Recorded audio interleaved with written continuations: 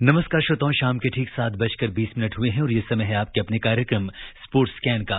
आज के sports scan के इस एडिशन के साथ मैं हूं आपका होस्ट और दोस्त सिद्धार्थ सिंह। तमाम खेल खबरों पर विस्तार से चर्चा करने के लिए हमारे साथ फोन लाइन पर मौजूद हैं वरिष्ठ खेल पत्रकार मोना पार्थसारथी। मोना, स्पोर्ट्स स्कैन कार्यक्रम में आपका स्वागत है। धन्यवाद। सभी श्रोताओं को नमस्कार। सबसे पहले नजर डालते हैं अब तक की स्पोर्ट्स हेडलाइंस पर। भारत और न्यूजीलैंड के बीच विश्व टेस्ट चैंपियनशिप के फाइनल मैच में चौथे दिन का खेल बारिश के कारण शुरू नहीं हो सका। भारतीय क्रिकेट कंट्रोल बोर्ड ने टोक्यो ओलंपिक के लिए 10 करोड़ रुपए देने की घोषणा की है। यूरो कप फुटबॉल में आज रात ग्रुप सी में यूक्रेन का सामना ऑस्ट्रिया से और उत्तरी मैसेडोनिया का मुकाबला नीदरलैंड से होगा। और इटली के मातेओ बेरेटिनी ने क्वींस क्लब टेनिस चैंपियनशिप का खिताब जीत लिया है।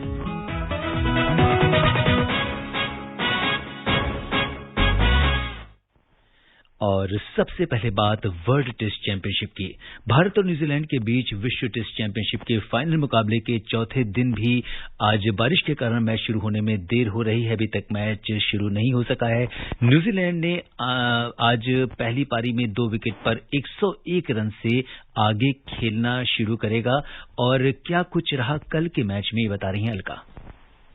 वर्ल्ड टेस्ट चैंपियनशिप फाइनल का तीसरा दिन न्यूजीलैंड के नाम रहा। डेवॉन कॉनवे के अर्धशतक की बदौलत कीवी टीम ने 2 विकेट पर 101 रन बनाए। सिर्फ 7 टेस्ट मैचों के अनुभव वाले काइल जेमिसन ने करियर में 5वीं बार पारी में 5 विकेट लेकर भारतीय पारी को 217 रन पर समेट दिया। भारत ने दूसरे दिन 7 विकेट पर सिर्फ 71 रन बनाए। इनमें से 4 विकेट काइल जेमिसन ने लिए। उन्होंने भारतीय कप्तान विराट कोहली और ऋषभ पंत को भी आउट किया। न्यूजीलैंड के गेंदबाज काइल जेमिसन ने वर्ल्ड टेस्ट चैंपियनशिप के फाइनल में 72 साल पुराना रिकॉर्ड तोड़ दिया।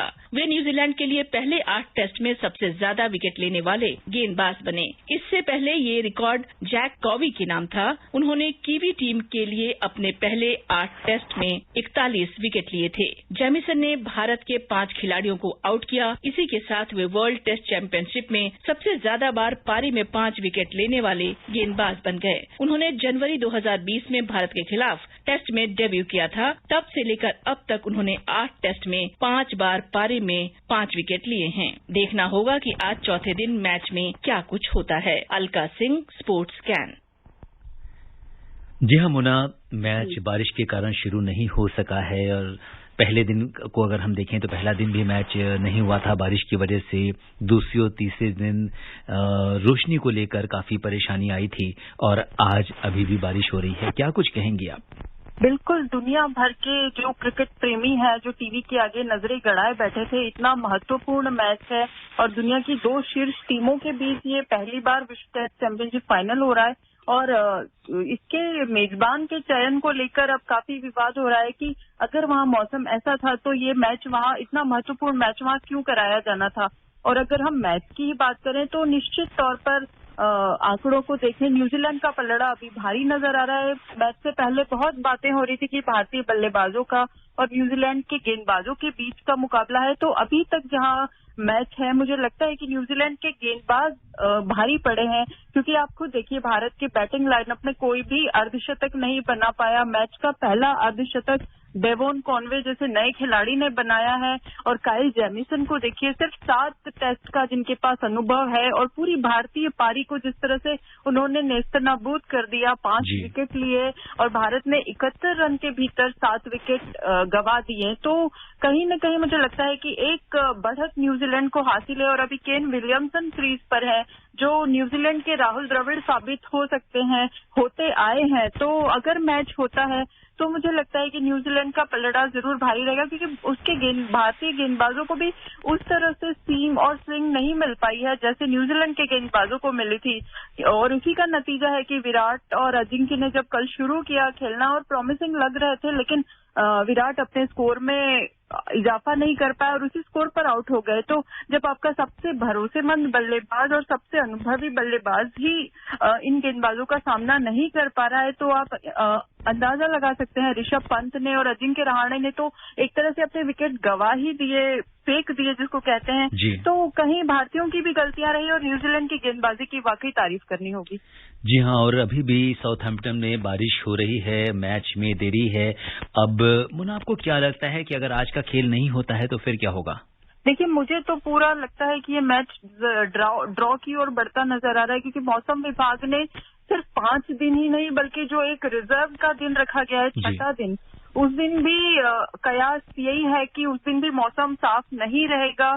तो ऐसे में मुझे लगता है कि ये मैच ड्रॉ की और बढ़ता नजर आ रहा है, और संयुक्त विजेता अगर घोषित होते हैं तो ये बहुत ही निराशाजनक स्थिति होगी, क्योंकि इस मैच का और इस पूरी टेस्ट चैंपियनशिप का मकसद था कि जो पारंपरिक प्रारूप है उसको लेकर लोगों में उत्साह फिर से जगाना, और अगर फाइनल इस तरह से वॉश आउट हो जाता है तो ये बहुत ही निराशाजनक होगा। जी हाँ, तो जैसे ही मैच शुरू होता है इस पर हमारी नजर बनी हुई है। बढ़ते हैं अगली खबर की ओर।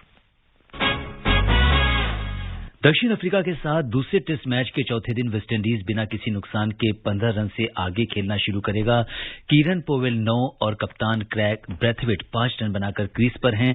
तीसरे दिन दूसरी पारी में दक्षिण अफ्रीका ने 174 रन बनाए और पहली पारी की बढ़त के आधार पर वेस्टइंडीज को जीत के लिए 324 रनों का लक्ष्य दिया। दक्षिण अफ्रीका की ओर से दूसरी पारी में रेसिवान डे डुसैन ने नाबाद 75 रन की पारी खेली। कैगिसो रबाता ने 40 रन बनाए। वेस्टइंडीज की ओर से केमार रूच ने 4 और काइल मायर्स ने 3 विकेट लिए, जबकि जैडेन, जैसन होल्डर और ब्रैथवेट को एक विकेट मिला। तो ये मैच भी चल रहा है, इसके ऊपर मोना आप क्या कहेंगे? जी बिल्कुल, और इसमें भी मुझे लगता है कि दक्षिण अफ्रीका ने पहला विकेट ले लिया है। ब्रैथवेट आउट हो चुके हैं, रबाडा का शिकार हुए हैं, और अब 2 दिन का पूरा खेल बाकी है और दक्षिण अफ्रीका को सिर्फ 9 विकेट लेने की जरूरत है। तो यहाँ वेस्टइंडीज के बल्लेबाजों ने वो आत्मविश्वास नहीं दिखाया जो बांग्लादेश के खिलाफ नजर आया था। गेंदबाजों ने जरूर कमाल किया, जैसे पहली पारी में पिछड़ने के बाद केमार रोच ने और काइल मायर्स ने जिस तरह से गेंदबाजी की वो काबिले तारीफ था, क्योंकि दक्षिण अफ्रीका को दूसरी पारी में वो सस्ते में समेटने में कामयाब रहे। अगर वान डू डुसेन और रबाडा के बीच पार्टनरशिप नहीं हुई होती तो शायद दक्षिण अफ्रीका दूसरी पारी में 100 रन भी नहीं बना पाता। लेकिन वेस्टइंडीज की बल्लेबाजी ने बहुत निराश किया। उसकी आधी टीम, आधे बल्लेबाज दोहरे अंक तक भी नहीं पहुंच पाए। तो मुझे लगता है कि यहाँ से जो मैच हो रहा है और अगर मौसम की गाज इस पर भी नहीं गिरी तो दक्षिण अफ्रीका की जीत लगभग तय नजर आ रही है। जी हाँ, इस पर भी हमारी नजर बनी रहेगी। भारतीय क्रिकेट कंट्रोल बोर्ड बीसीसीआई ने टोक्यो ओलंपिक के लिए 10 करोड़ रुपए देने की घोषणा की है। आइए सुनते हैं इस बारे में हमारी सहयोगी दीपिका की ये रिपोर्ट।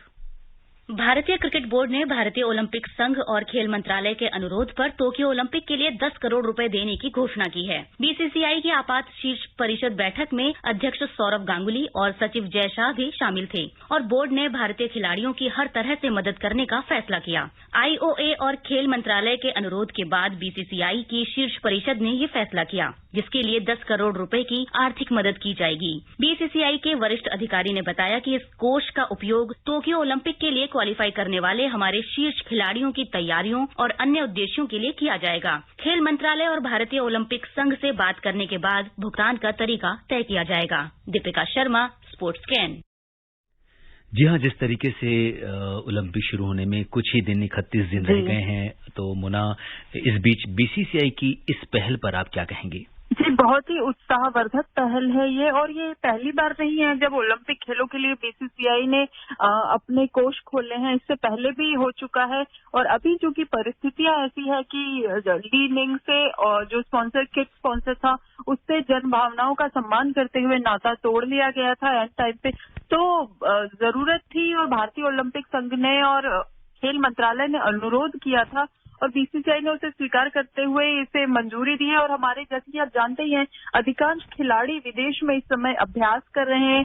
ओलंपिक का अभ्यास अंतिम दौर में है और ये आर्थिक मदद काफी मनोबल बढ़ाने वाली साबित होगी। और जैसे कि खबरें हैं कि इसमें से अधिकांश रकम तैयारियों पर और कुछ मार्केटिंग और प्रमोशन पर खर्च होगी। तो ये पहल वाकई उत्साहवर्धक है बीसीसीआई की।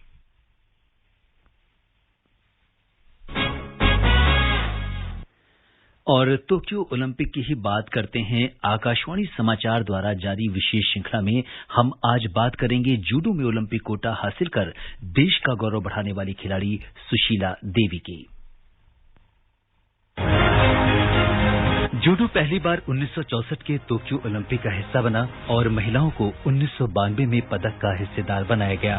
देश की महिला जूडोका मणिपुर की सुशीला देवी ने 48 किलोग्राम वर्ग में पहली बार जूडो में ओलंपिक कोटा हासिल कर देश का गौरव बढ़ाया है। सुशीला को बड़ी कामयाबी तब मिली जब उन्होंने 2014 ग्लासगो राष्ट्रमंडल खेलों में देश के लिए रजत पदक जीता। सुशीला ने ओलंपिक कोटा हासिल करने के बाद आकाशवाणी समाचार के साथ खास बातचीत में अपनी खुशी कुछ इस तरह जाहिर की। मेरे को ऐसे विश्वास ही नहीं हो रहा था कि आज जो मेरे सपने पूरा हो गए और बहुत खुशी हुई सर, बता नहीं सकते कितना खुशी हुआ।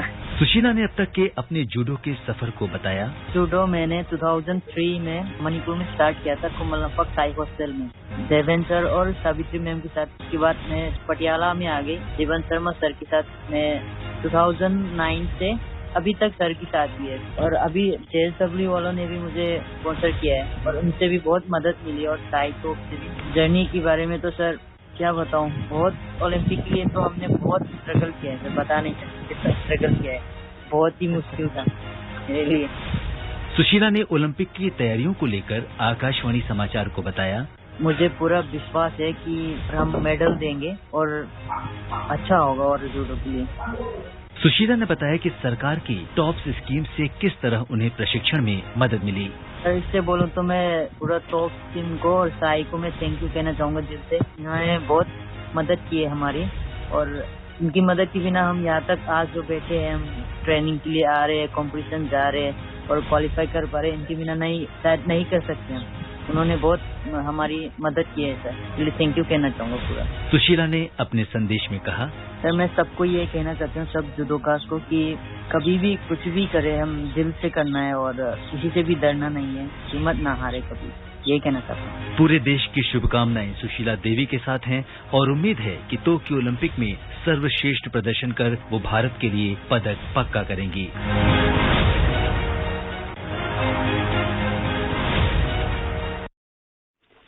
जी हाँ मोना, जो भारत की उम्मीद है सुशीला देवी, काफी कुछ जूडो में अगर हम देखें इसके इतिहास पर नजर डालें ओलंपिक के, तो भारतीय खिलाड़ियों का प्रदर्शन किस तरह से रहा है, या ये पहली ऐसी महिला हैं जिनको जूडो में ओलंपिक कोटा मिला है? बिल्कुल पहली महिला है, इन्होंने इतिहास रचा है और उप महाद्वीपीय कोटा इन्होंने हासिल किया है। बुडापेस्ट में जो अभी वर्ल्ड जूडो चैंपियनशिप हुई थी, जिसमें 48 किलो वर्ग में ये पहले दौर में हालांकि हार गई थी, लेकिन अंकों के आधार पर ये एशियाई सूची में 7वें स्थान पर है और एशिया के पास 10 कोटा स्लॉट्स हैं, यानी भारत के पास एक कॉन्टिनेंटल कोटा है जो इन्होंने हासिल किया है। हालांकि जो अंतिम सूची है वो 28 जून को आएगी, लेकिन सुशीला देवी का खेलना लगभग तय है। और खास बात इनकी, मैं तैयारियों की जैसे ये बात कर रही थी, तो मैं ये बताना चाहूंगी कि कोरोना महामारी के बीच जब सारा उथल पुथल खेल जगत में भी मची हुई थी, तैयारियों के लिए अभाव जो देखने में आया था, इन्होंने अपने घर पे अपने जूनियर जूडोका को बुलाकर उसका पूरा खर्चा उठाते हुए उसके साथ अभ्यास किया और लगातार अभ्यास करती रही। मतलब वो खेल से बाहर नहीं हुई। उनका शरीर, जो कहते हैं ना कि खेल से दूर हो जाने पर आप मैच फिटनेस, जैसे हम खेलों में शब्द का इस्तेमाल करते हैं, तो ये पूरी तरह से फिट बनी रही और फॉर्म में बनी रही। तो इसका फायदा जरूर इन्हें मिलेगा टोक्यो ओलंपिक में और सबकी उम्मीदें इनके साथ हैं। छोटी सी जगह से आती हैं और इतने बड़े मुकाम ग्लासगो तक पहुंचकर इन्होंने रजत पदक राष्ट्रमंडल खेलों में हासिल किया, तो काफी उम्मीदें इनके ऊपर लगी होंगी टोक्यो में। जी हाँ, और जैसा कि सुशीला बता रही थी कि कभी भी हारना नहीं है, हमेशा जीत का मंत्र जो है वो अपने साथ लेकर चलती हैं। उम्मीद है कि बेहतर प्रदर्शन करेंगी। बात करते हैं फुटबॉल की। यूरो कप फुटबॉल में आज रात 9:30 बजे ग्रुप सी के 2 मुकाबले खेले जाएंगे। यूक्रेन का सामना ऑस्ट्रिया से होगा, जबकि उत्तरी मैसेडोनिया का मुकाबला नीदरलैंड से होगा। देर रात 12:30 बजे ग्रुप बी के 2 मुकाबले खेले जाएंगे, जिसमें रूस और डेनमार्क आमने सामने होंगे। वहीं फिनलैंड का मुकाबला बेल्जियम से होगा। इससे पहले कल देर रात हुए मैचों का लेखा जोखा बता रहे हैं हमारे सहयोगी आनंद श्रीवास्तव। यूएफए यूरो कप में कल 2 मुकाबले खेले गए, दोनों ही मैच एक तरफा रहे। इटली ने वेल्स को 1-0 से हराया तो दूसरे मैच में स्विट्जरलैंड ने तुर्की को 3-1 से मात दी। इटली की ओर से एकमात्र गोल 39वें मिनट में किया गया। वहीं ग्रुप ए के मैच में स्विट्जरलैंड ने तुर्की को 3-1 से पराजित किया। स्विस टीम की ओर से जरदान शकीरी ने 2 गोल कर अपनी टीम को नॉकआउट में पहुंचाने की उम्मीदों को जिंदा रखा। तुर्की लगातार तीसरी हार के बाद प्रतियोगिता से बाहर हो गया, जबकि स्विस को अंतिम 16 में पहुंचने की उम्मीद है। स्विट्जरलैंड और वेल्स के 4-4 अंक हैं। गोल अंतर के आधार पर वेल्स की टीम स्विट्जरलैंड से ऊपर है। दोनों मैचों के नतीजे के बाद राउंड ऑफ 16 में पहुंचने का टिकट इटली और वेल्स दोनों टीमों को मिल चुका है, यानी इटली से हारकर भी वेल्स ग्रुप में दूसरे नंबर पर है। वहीं तुर्की पर जीत में स्विट्जरलैंड की मेहनत तो दिखी, लेकिन राउंड ऑफ 16 में पहुंचने के लिए उसे दूसरे टीमों के प्रदर्शन पर भी निर्भर रहना होगा। आनंद श्रीवास्तव, स्पोर्ट्स कैन। जी हाँ, ये महत्वपूर्ण जो मुकाबला हुआ, मुना, इस पर आपका क्या कहना है? जी बिल्कुल, और जो मुकाबले हुए उसके अलावा अभी काफी बीच का जो चरण है इसमें काफी इफ्स एंड बट्स हैं।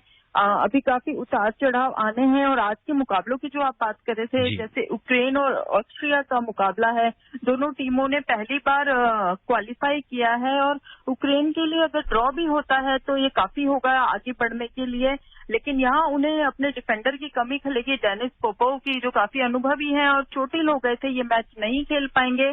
और उत्तरी मैसेडोनिया और नीदरलैंड एक मैच में आमने सामने होंगे। नीदरलैंड पहले ही क्वालिफाई कर चुका है, लेकिन एक स्वतंत्र देश के रूप में उत्तरी मैसेडोनिया पहली बार कोई बड़ा टूर्नामेंट खेल रहा था और काफी उम्मीदें थी इस टीम से भी, लेकिन अब यूक्रेन और ऑस्ट्रिया दोनों से हारने के बाद वो बाहर हो चुका है टूर्नामेंट से। तो औपचारिकता का मुकाबला है और वो अपना सम्मान बचाने के लिए ही खेलेगा। जो विश्व कप क्वालिफायर के पहले 3 मैचों में उसने फॉर्म दिखाया था वो यहाँ दिखा नहीं पाया। और सभी की नजरें एक बार फिर रशिया और डेनमार्क के मैच पर भी होंगी। डेनमार्क की चर्चा जो क्रिस्टियन एरिक्सन पहले मैच में मैदान पर गिर गए थे उसको लेकर ज्यादा हुई है। डेनमार्क अपने प्रदर्शन में वो पार्ट दिखा नहीं पाया है और उसके लिए भी ये डू और डाई का मैच है, उसे जरूर हर हालत में। जी हाँ मोना, इस पर हमारी नजर बनी रहेगी। बढ़ते हैं अगली खबर की ओर। पेरू ने कोपा अमेरिका फुटबॉल टूर्नामेंट के ग्रुप बी मुकाबले में कोलंबिया को 2-1 से हरा दिया है। इस जीत के साथ ही पेरू ने कोलंबिया के खिलाफ 10 वर्षों के जीत के सूखे को खत्म किया। पेरू की ओर से सर्गियो पेना ने 17वें मिनट में गोल कर टीम को बढ़त दिलाई। दूसरे हाफ में कोलंबिया की तरफ से मिगुएल बोर्जा ने 53वें मिनट में गोल कर स्कोर बराबर किया। पेरू की ओर से येरी मीना ने 64वें मिनट में दूसरा गोल कर 2-1 की बढ़त हासिल कर ली। तो बड़ा दिलचस्प मुकाबला दोनों टीमों के बीच में रहा। जी बिल्कुल, और पेरू की उम्मीदें अभी बरकरार है क्योंकि 2-1 से जीत मिलने के बाद अब उसके 4 अंक हो गए हैं, 3 अंक हो गए हैं 2 मैचों में। कोलंबिया के 4 अंक पहले से हैं और ब्राजील भी इस ग्रुप में है और ब्राजील शीर्ष पर है। तो पहला मैच हारने के बाद पेरू ने जबरदस्त वापसी की है और अब 2019 में उसका जो शानदार प्रदर्शन था, उम्मीद है कि वो उसे दोहरा पाएगा यहाँ पे भी। बात करते हैं टेनिस की। शीर्ष वरीयता प्राप्त इटली के मातेओ बेरेटिनी ने क्वींस क्लब टेनिस चैंपियनशिप का खिताब जीत लिया है। फाइनल में बेरेटिनी ने कैमरून नूरी को 6-4, 6-7, 6-3 से हराया। जर्मनी के बोरिस बेकर ने 1985 में 17 साल की उम्र में इस चैंपियनशिप का खिताब जीतने के बाद बेरेटिनी पहले खिलाड़ी बने हैं जिन्होंने डेब्यू में क्वींस क्लब चैंपियनशिप का खिताब जीता है। विश्व के 9वें नंबर के खिलाड़ी बेरेटिनी ने इससे पहले 4 एटीपी टूर ट्रॉफी जीती थी, लेकिन कोई भी एटीपी लेवल से ऊपर नहीं थी। ये उनकी मेडन एटीपी 500 ट्रॉफी है। तो डेब्यू में ही खिताब जीत दिया। मुना, बिल्कुल, बोरिस बेकर के बाद पहले खिलाड़ी बने और आप उनका सफर देखिए खिताब तक का। एंडी मरे को हराया जो दुनिया के नंबर 1 खिलाड़ी रह चुके हैं और ब्रिटेन के नंबर 1 खिलाड़ी डैन इवेंस को हराया। उसके बाद चौथी वरीयता प्राप्त ऑस्ट्रेलिया के एलेक्स डी मैन्योर को हराया। तो बहुत ही जबरदस्त मैच दर मैच निखार आता गया इनके प्रदर्शन में और उसकी परिणति इस खिताब के रूप में हुई है जो उनकी रैंकिंग में भी अच्छा सुधार देखने को मिलेगा। जी हाँ बिल्कुल। और अब श्रोताओं समय अनुमति नहीं दे रहा कि हम कुछ और खेल खबरों पर चर्चा करें। मुना, तमाम खेल खबरों पर विशेषज्ञ राय साझा करने के लिए आपका धन्यवाद। धन्यवाद। चलते चलते एक नजर स्पोर्ट्स हेडलाइंस पे दोबारा। भारत और न्यूजीलैंड के बीच विश्व टेस्ट चैंपियनशिप के फाइनल मैच में चौथे दिन का खेल बारिश के कारण शुरू नहीं हो सका। भारतीय क्रिकेट कंट्रोल बोर्ड ने टोक्यो ओलंपिक के लिए 10 करोड़ रुपए देने की घोषणा की। यूरो कप फुटबॉल में आज रात ग्रुप सी में यूक्रेन का सामना ऑस्ट्रिया से और उत्तरी मैसेडोनिया का मुकाबला नीदरलैंड से होगा। और इटली के मातेओ बेरेटिनी ने क्वींस क्लब टेनिस चैंपियनशिप का खिताब जीता। श्रोताओं, स्पोर्ट्स कैन में आज के लिए बस इतना ही। अगर आप इस कार्यक्रम को दोबारा सुनना चाहते हैं तो लॉग ऑन कर सकते हैं हमारी वेबसाइट newson AIR.com पर कल शाम 7:20 पर दोबारा मुलाकात के वादे के साथ इजाजत दीजिए अपने होस्ट और दोस्त सिद्धार्थ सिंह को। तब तक के लिए नमस्कार।